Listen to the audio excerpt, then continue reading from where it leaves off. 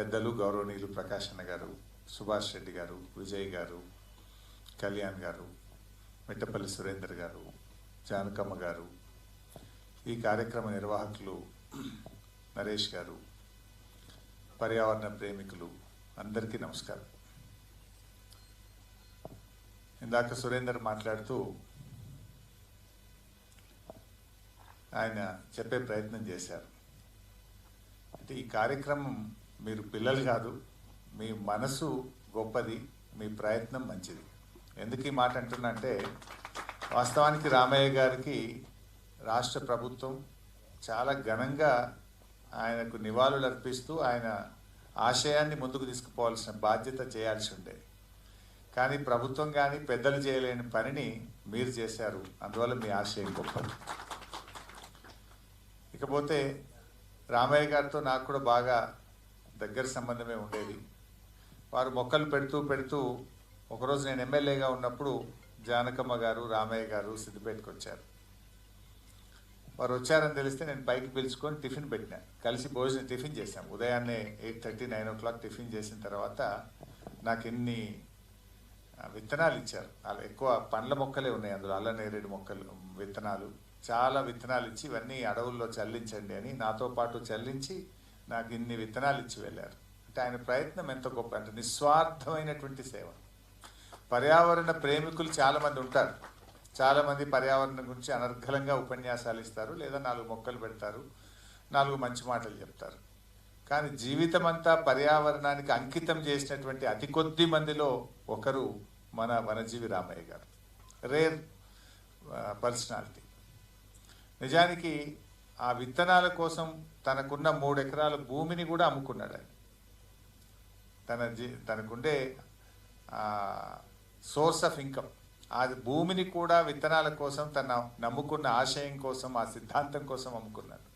నిజంగా జానకమ్మ గారిని కూడా మనం ఎంత పొగిడినా తక్కువే. ఆ జానకమ్మ కోఆపరేషన్ లేకపోతే ఆ భూమి అమ్మగలుగుతాడా? జీవితం అంతా మొక్కలు పెడుతూ రాష్ట్రమంతా తిరగగలుగుతాడా? అంటే నిజంగా రామయ్య గారి గొప్పతనం ఎంతుందో ఆ కృషికి సహకరించిన జానకమ్మకు కూడా మనందరం గట్టిగా చప్పట్లు కొట్టాల్సిందే, వారికి మనస్ఫూర్తిగా కృతజ్ఞతలు చెప్పాల్సిందే. జనరల్గా మనం అందరం కూడా మన పిల్లలు బాగుండాలంటే మంచి పౌష్టిక ఆహారం ఇవ్వాలి, లేదా ఇంకా పిల్లలు బాగా పెరగాలంటే ఇంకేదో హార్లిక్స్ ఇవ్వండి, బోర్న్విటా ఇవ్వండి, ఇంకేదో పాలు ఇవ్వండి, ఇంకేదో ఇవ్వండి, మంచి ఆహారం తినండి, ఇంకా ఇవ్వాలి.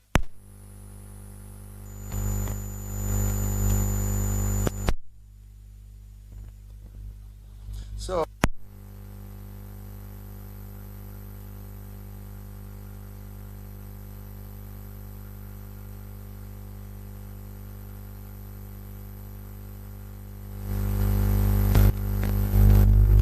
మనకు ఎంత మంచి ఆహారం తిన్నా మంచి గాలి దొరకకపోతే ఇవాళ మనం ఎన్ని ఇబ్బందులు పడుతున్నామో మనం చూస్తా ఉన్నాం. అనేక నగరాలు, మహానగరాలు కూడా ఇవాళ ఖాళీ అయిపోతున్నాయి. ఢిల్లీ పోతే ఒక్కొక్కసారి అయితే రోజుల తరబడి పొగ మంచుతో కప్పేస్తుంది. ఢిల్లీలో స్కూళ్ళకి సెలవులు, ఆఫీసులకు సెలవులు, అంటే పర్యావరణాన్ని కాపాడలేక నగరాలు మరి సెలవు దినాలు ప్రకటించే పరిస్థితులు చూస్తున్నాం. ఇలాంటి పరిస్థితి రాకముందు ప్రతి పౌరుల్లో కూడా మరి రామయ్య గారి ఆశయాన్ని మనం ప్రతి ఒక్కరు కూడా అందిపుచ్చుకోవాలి. ఇందాక బాలలత గారు, నరహరి గారు చెప్పినట్టు రామయ్య గారు మన మధ్య లేకపోవచ్చు, బట్ ఆయన ఆశయం గొప్పది. ఆ ఆశయాన్ని ముందుకు తీసుకుపోయే బాధ్యత ఈ దేశ పౌరులది, రాష్ట్ర పౌరులది, అన్ని ప్రభుత్వాలది కూడా. నిజానికి కేసీఆర్ గారు కూడా రామయ్య గారి ఆలోచన విధానం, అంటే ఆయన పర్యావరణ ప్రేమికుడు. ఖచ్చితంగా మన మంచి పర్యావరణం ఒక దేశంలో, ఒక రాష్ట్రంలో ఉండాలంటే 33% అడవులు ఉండాలి. కానీ తెలంగాణలో అది లేదు. అడవులు ఉన్నాయి కానీ అడవుల్లో మొక్కలు లేవు. అడవులన్నీ కిందికి పోయినాయి ఎప్పుడో. సో ఆ కార్యక్రమం తీసుకొని అడవుల పునరుద్ధరణ కార్యక్రమం ఒకవైపు, మరి అదేవిధంగా చెట్లు నాటడం ఇంకొక వైపు. అంటే అడవుల్లో కూడా చెట్లు నాటుతూ, ఇందాక సోదరిమని అన్నట్టు వానలు వాపసు రావాలి, కోతులు వాపసు పోవాలన్నట్టు ఆ అడవుల్లో పండ్ల వృక్షాలు పెట్టి, ఎందుకంటే ఇవాళ గ్రామాల్లోకి వచ్చి పంట పొలాల మీద కోతులు దాడులు చేస్తున్నాయి, గ్రామాల్లో ప్రజల మీద దాడులు చేస్తున్నాయి, అంటే వాటికి అడవుల్లో ఆహారం లేదు. అందుకోసం ఆ పండ్ల మొక్కల్ని పెట్టిస్తూ అడవులను పునరుద్ధరించే ప్రక్రియ ఒకవైపు చేసి, ప్రతి గ్రామంలో నర్సరీ, ప్రతి పట్టణంలో nursery, green budget, green tax, ఇది ఫస్ట్ టైం కేసీఆర్ గారు తెలంగాణ రాష్ట్రంలో తెచ్చారు. ప్రతి గ్రామ పంచాయతీ తమ నిధుల్లో 10% చెట్ల కోసం ఖర్చు పెట్టాలి.